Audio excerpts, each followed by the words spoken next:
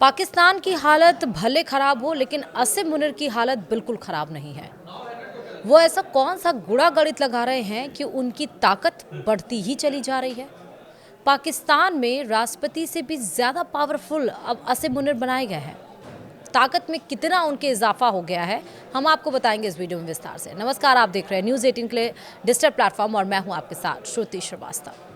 पाकिस्तान में ऑपरेशन सिंदूर के बाद बड़ा बदलाव देखने को मिल रहा।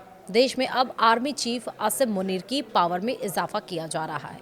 शहबाज शरीफ की सरकार ने सेना प्रमुख और फील्ड मार्शल के पद को संवैधानिक दर्जा देने का फैसला किया है। विधि राज्य मंत्री ने पाकिस्तान की मीडिया को इसकी जानकारी दी है। मुनीर की पावर बढ़ाने के लिए संविधान संशोधन पेश किया गया। इसके पास होते ही मुनीर का पद संवैधानिक हो जाएगा। उन्हें संविधान से जुड़े अधिकार मिलेंगे। पाकिस्तान में फिलहाल राष्ट्रपति का पद संवैधानिक है। सेना प्रमुख का पद कार्यकारी और प्रशासनिक है। पाकिस्तान की शहबाज शरीफ सरकार ने शनिवार को यानी कि 8 नवंबर को 27वां संविधान संशोधन संसद में पेश कर दिया। इस संविधान संशोधन के बारे में कहा जा रहा है कि यह सेना प्रमुख को बेहिसाब ताकत देगा। इसके साथ ही सेना प्रमुख को देश की रक्षा बलों का प्रमुख बना देता है, जिससे उन्हें थल सेना, नौसेना और वायु सेना पर पूरी कमांड मिल जाएगी। इस संशोधन के तहत रक्षा बलों के प्रमुख यानी कि CDF chief of defence force का नया पद बनाया जाएगा। तो आखिर क्या क्या ताकत मिलेगी आसिम मुनीर को, वो समझिए। मसौदे के अनुसार प्रधानमंत्री शहबाज शरीफ और राष्ट्रपति आसिफ अली जरदारी के नेतृत्व में ये बदलाव लागू किए जा रहे हैं, जिसमें आसिम मुनीर को शक्तियां मिल सकती हैं। संसद में पेश किए गए 27वें संविधान संशोधन विधेयक में संविधान के अनुच्छेद 243 में बदलाव का प्रस्ताव है, जो सशस्त्र समेत अन्य मुद्दों से संबंधित है। संशोधन विधेयक के तहत राष्ट्रपति प्रधानमंत्री की सलाह पर सेना प्रमुख और रक्षा बल प्रमुख की नियुक्ति करेंगे। सेना प्रमुख जो रक्षा बलों के प्रमुख भी होंगे, प्रधानमंत्री के परामर्श से राष्ट्रीय सामरिक कमान यानी कि नेशनल स्ट्रैटेजिक कमांड के प्रमुख की नियुक्ति करेंगे। इसमें कहा गया है कि राष्ट्रीय सामरिक कमान का प्रमुख पाकिस्तानी सेना से होगा। दूसरा, कानून मंत्री आजम नजीर तारड़ ने सीनेट में अपने भाषण में कहा कि यह संशोधन सिर्फ प्रस्ताव है और यह तब तक संविधान का हिस्सा नहीं बनेगा जब तक संसद के दोनों सदनों में 2/3 बहुमत से इसे मंजूरी नहीं मिलती।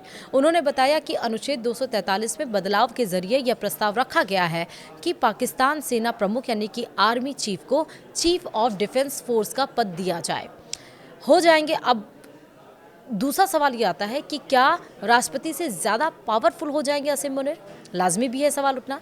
तो समझिए, राष्ट्रपति की तरह सेना प्रमुख का पद भी संवैधानिक हो जाएगा। नए प्रस्ताव के तहत सेना प्रमुख को संसद ही हटा सकती है। इसके लिए दोनों सदनों में 2/3 बहुमत चाहिए। सेना प्रमुख ही तीनों सेना से जुड़ी नियुक्तियां करेंगे। पाकिस्तान में सेना प्रमुख के पास ही एटॉमिक डिसीजन लेने का अधिकार है। सामरिक मामले की भी निगरानी सेना प्रमुख के पास ही होगी। साथ ही संविधान में यह प्रावधान भी किया जाएगा कि फील्ड मार्शल का पद और उससे संबंधित विशेषाधिकार आजीवन रहेंगे, यानी जीवन भर वो इस सम्मान और पद पर बने रहेंगे।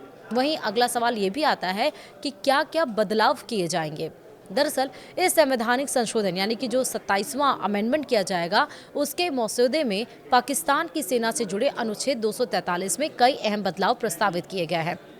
सेना प्रमुख और रक्षा बल प्रमुख की नियुक्ति, जैसे कि संशोधन के अनुसार राष्ट्रपति सेना प्रमुख यानी कि चीफ ऑफ आर्मी स्टाफ और चीफ ऑफ डिफेंस फोर्स की नियुक्ति प्रधानमंत्री की सलाह पर करेंगे। दूसरा, joint chiefs of staff committee की समाप्ति यानी कि अनुच्छेद 243 में संशोधन के तहत joint chief of staff committee यानी कि chairman of joint chief of staff committee का जो पद है वो 27 नवंबर 2025 को समाप्त कर दिया जाएगा।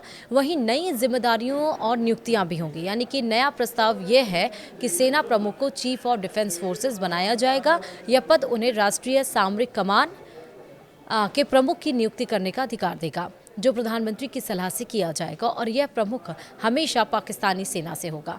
वहीं चौथा क्या है, उच्च सैन्य पद, यानी कि सरकार को अधिकार होगा कि वो किसी भी योग्य सैन्य अधिकारी को फील्ड मार्शल या एयर मार्शल या फ्लीट एडमिरल जैसे आजीवन सम्मानजनक पद दे सके। फील्ड मार्शल का पद आजीवन रहेगा, यानी एक बार यह रैंक मिलने के बाद व्यक्ति जीवन भर फील्ड मार्शल कहलाएगा। वहीं पांचवा रहेगा संवैधानिक संरक्षण, यानी कि फील्ड मार्शल, एयर मार्शल या फ्लीट एडमिरल जैसे पदों को संवैधानिक सुरक्षा दी जाएगी। उन्हें प्रधानमंत्री नहीं हटा सकेंगे, सिर्फ संसद ही ऐसा कर सकेगी।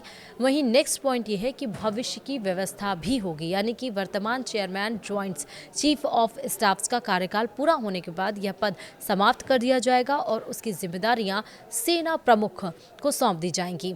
जब कोई फील्ड मार्शल सक्रिय कमान छोड़ देगा तो सरकार चाहे तो उसे मानद यानी कि ऑनररी या सलाहकार यानी कि एडवाइजरी भूमिका में रख सकती है। यह संशोधन पाकिस्तान की सैन्य संरचना और शक्ति संतुलन में बड़ा बदलाव माना जा रहा है, क्योंकि इससे सेना प्रमुख को पहले से कहीं अधिक अधिकार और आजीवन मान्यता मिल जाएगी। वीडियो में इतना ही। नमस्कार।